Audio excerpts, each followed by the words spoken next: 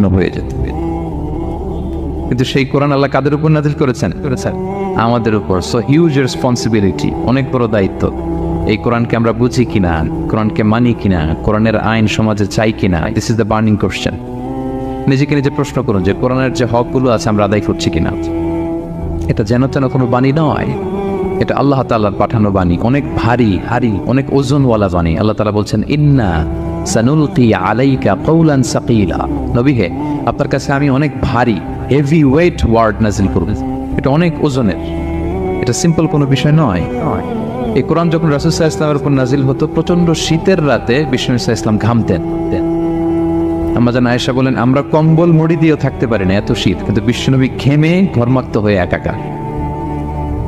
ওটের উপর বসে থাকা অবস্থা যখন কোরআন নাজিল হতো, ওটগুলো মরুভূমির মধ্যে বসে পড়তো ডিরেক্টলি। কাফেলা চলছে সাইয়েদনা জিবরাইল এসে কোরআন নাজিল করেছেন, কোরআনের ভারে ধপাস করে উট বসে যেত। যায়েদ ইবনে সাবিত রাদিয়াল্লাহু তাআলা আনহু কাতিবুল ওয়াহী, রাসূল সাল্লাল্লাহু আলাইহি ওয়াসাল্লামের সাহাবী। রাসূল সাল্লাল্লাহু আলাইহি ওয়াসাল্লাম একবার যায়েদ রাদিয়াল্লাহু তাআলা আনহুর পায়ের মধ্যে মাথা রেখে শুয়েছিলেন, দীর্ঘক্ষণ শুয়ে থাকলেন। যায়েদ রাদিয়াল্লাহু তাআলা আনহু বলছেন আমার কোনো কষ্টই হচ্ছে না। হঠাৎ করে কোরআন নাজিল হতে লাগলো। কি নাজিল হতে লাগলো? কোরআন। যায়েদ রাদিয়াল্লাহু তাআলা আনহু বলেন দীর্ঘক্ষণ রাসূল সাল্লাল্লাহু আলাইহি ওয়াসাল্লাম আমার পায়ের উপর মাথা রেখে শুয়ে আছেন, কিন্তু আমি টেরই পাচ্ছি না। কিন্তু যখন কোরআন নাজিল হতে লাগলো মনে হলো যে আমার পাটা ভেঙে খান হয়ে যাবে। রাসূল সাল্লাল্লাহু আলাইহি ওয়াসাল্লামের মাথার ওজন এত বেড়ে গেল, আমি আর রাসূল সাল্লাল্লাহু আলাইহি ওয়াসাল্লামকে রাখতেই পারছি না আমার পায়ের উপর। ইন্না সানুলকি আলাইকা কওলান সাকিলা, নবী হে আমি অনেক ভারী, হেভি ওয়েট ওয়ার্ডের কোরআন আপনার কাছে নাজিল করব। সো কোরআনটা এটা অনেক সম্মানিত একটা বাণী, আল্লাহ তাআলার বাণী, অনেক ভারী একটা বাণী।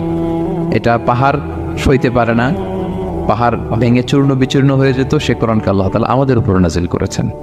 সো আমাদের হিউজ রেসপন্সিবিলিটি, অনেক বড় দায়িত্ব যে এই কোরআনকে মেনে চলা, কোরআন পড়তে জানা, কোরআনের অর্থ বোঝা এবং কোরআনের নীতিমালাগুলো আমাদের সমাজে বাস্তবায়ন করা। তো আমরা বলেছি যে আমরা কোরআন দিয়ে আজকে কোরআনের পরিচয় নিব। কোরআনকে জিজ্ঞেস করবো যে কোরআন তুমি তোমার পরিচয় দাও। আমরা কিছু প্রশ্ন করবো, দেখবেন কোরআন অবলীলায় উত্তর দিয়ে দিচ্ছে। আমরা যদি কোরআনকে জিজ্ঞেস করি যে কোরআন তুমি যে পৃথিবীতে এসেছো তোমার হিস্ট্রিটা বলো, কবে আসলা, কবে নাজিল হয়েছ?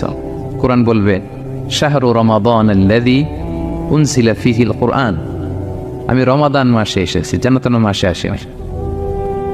কোরআনকে যদি আমরা প্রশ্ন করি যে কোরআন রমাদান তো 29 দিন বা 30 দিন, তো এই 30 দিনের বা 30 রাতের কোন দিন বা কোন রাতে এসেছ? কোরআন বলবে ইন্না আনজালনাহু ফি লাইলাতুল কদর, আমি কদরের রাতে এসেছি। সুবহানাল্লাহ বিহামদি ওয়া মা আদরাকা মা